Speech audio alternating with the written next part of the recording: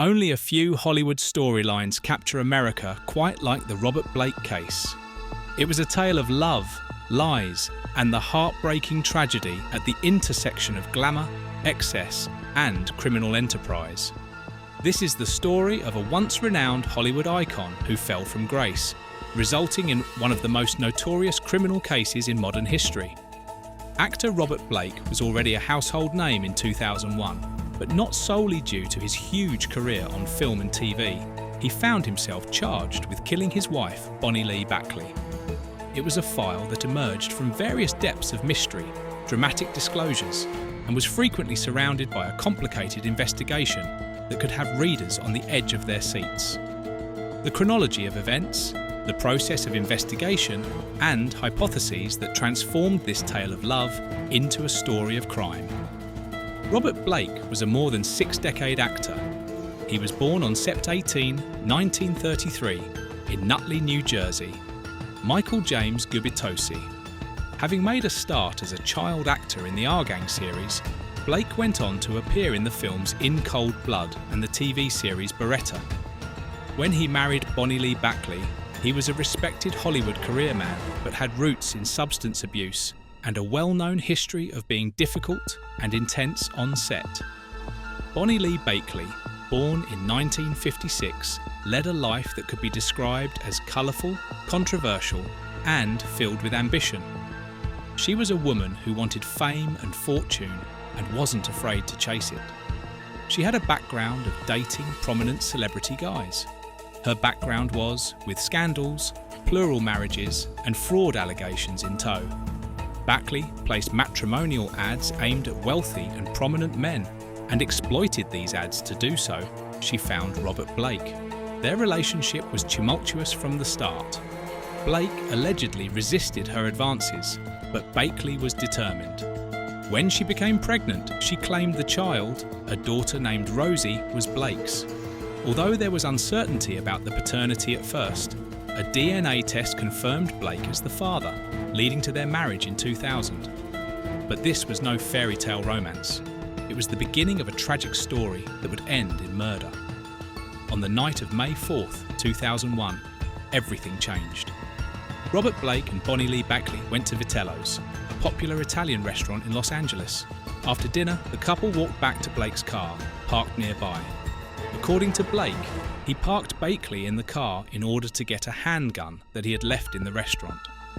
As soon as he got back, he discovered she was shot in the head. In a panic, Blake reportedly sought help from a nearby resident. Who would kill Bonny Lee Bakley? Was it pure violence, or there's a deeper, sinister hand at work? From the outset, investigators found the case puzzling. They instantly turned upon Blake because of the unstable family relationship and peculiar nature of the crime scene. The inquiry found that Blake and Bakley's relationship was anything but idyllic, and there were whispers that Blake wanted away from Bakley. Of particular interest was the weapon used in the homicide. Blake claimed that he had left a gun at the restaurant and went back to retrieve it, only to return to find Bakley shot. But detectives found this story hard to believe. If he'd gone back for a gun, then why didn't he take Bakley with him? Why did he leave her in the car, especially in such a risky situation? Moreover, Blake's alibi seemed too convenient. Investigators later learned that he owned a number of firearms and that raised their suspicions about his account. With further digging into the matter, they discovered the involvement of Blake in confiding to friends about his problems with Bakley. According to some accounts, he was unhappy with the marriage and didn't trust her. Blake, it was said, told multiple persons that Bakley was lying to him. This created a possible motive for her murder. Also, witnesses appeared alleging Blake had approached them for taking care of Bakley. Two stuntmen, Ronald Duffy Hambleton and Gary McClarty, testified that Blake had asked them to kill his wife.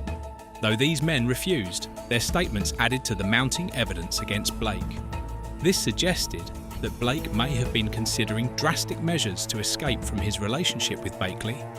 On April 18, 2002, Robert Blake was arrested on circumstantial evidence and witness testimony nearly a year following the death of Bakley.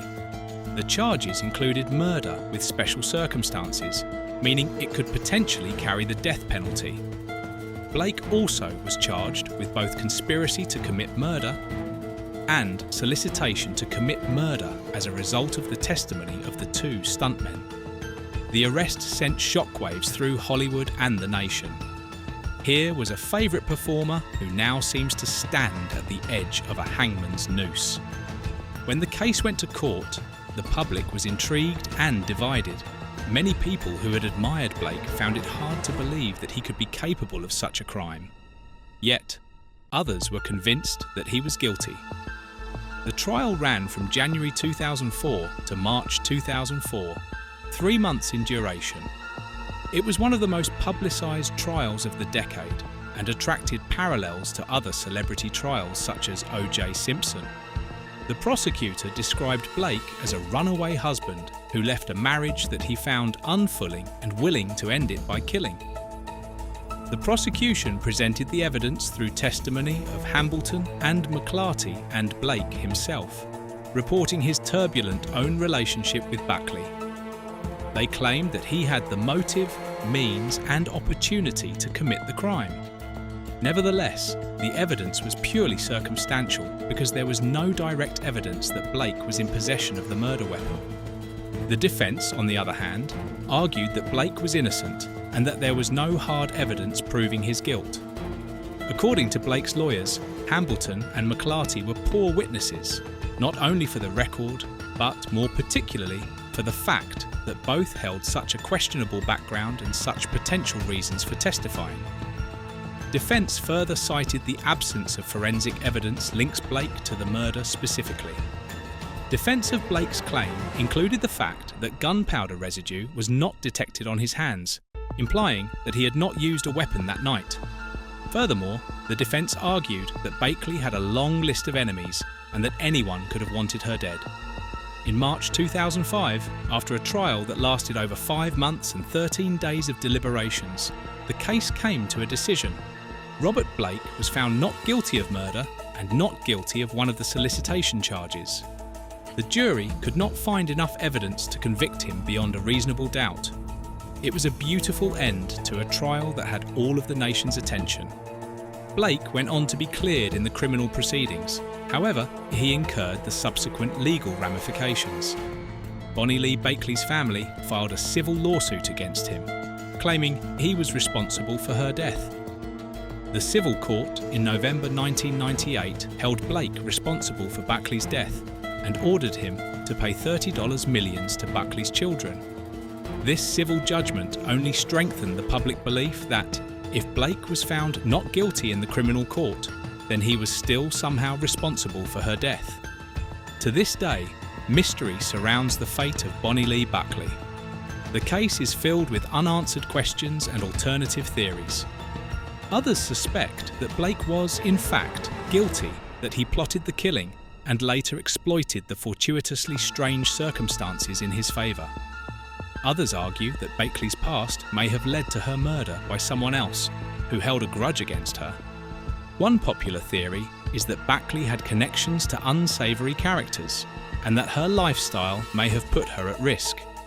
She had a history of swindling men and had alienated others in her life. Wasn't it possible that someone else became motivated to kill her? Although the case was dismissed in court, these questions remain. Following the civil case and the financial judgment against him, Robert Blake's life changed drastically. The legal battles left him financially ruined, and he declared bankruptcy. His career was pretty much a dead end now, as he was no longer in the public eye as a lauded actor, but rather as a controversial individual. Even in the face of his acquittal, the case clung to him, leaving a mark on his reputation. Blake has gone on to give interviews after the trial, pleading not guilty. He claimed that he loved his daughter Rosie and that he would never have taken away her mother. But despite his statements, the court of public opinion remains divided. The Robert Blake case remains one of the most notorious Hollywood criminal stories ever to exist. It combined the elements of a classic Hollywood actor, a femme fatale, mystery and murder. Media frenzy, court cases and the sensational claims all helped turn this unforgettable. This case also highlighted the challenges of celebrity trials. As in other high-profile cases, it stimulated discussion as to the role of fame and public opinion in the legal process. Robert Blake's trial was a spectacle, and its public fascination with it reflects the way society looks at scandal and crime within the context of celebrities. In the end, Bonny Lee Bakley's murder is still one of the most chilling of Hollywood's unsolved cases. Whether Robert Blake was truly responsible or whether the real killer was never found, the case continues to haunt those who followed it. It serves as a reminder to them. Comment down below your viewpoint and let us know what your take is on this case. And if you found this video informative, please like, share and subscribe for more in-depth stories. Stay tuned for more interesting videos. Thanks for watching.